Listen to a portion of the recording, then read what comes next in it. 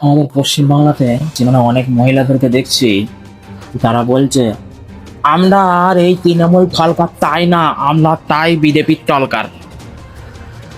বলছি কাকিমা, বিজেপির সরকার এলে কত টাকা পাবেন?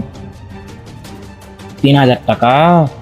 আপনি 3,000 টাকার বিনিময়ে আপনি বিজেপিকে ক্ষমতায় নিয়ে আসবে বলছেন? বলছি কাকিমা, আপনি কি বিহারের অবস্থাটা দেখেছেন? দেখেননি? একটু দেখে নেবেন ভালো করে। 10,000 টাকার বিনিময়ে বিহারের মানুষ বিজেপিকে ভোট দিয়েছিল। তাদের উপরে কি চলছে এখন? বুলডোজার।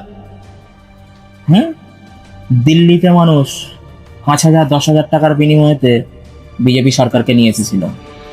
দিল্লির মানুষেরও ওপরে এই একই পরিস্থিতি চলেছে, তাদের ওপরেও বুলডোজার চলেছে।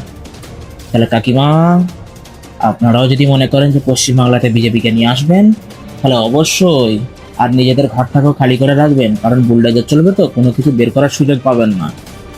হুম। একটু চিন্তা ভাবনা করে কথাগুলো বলুন।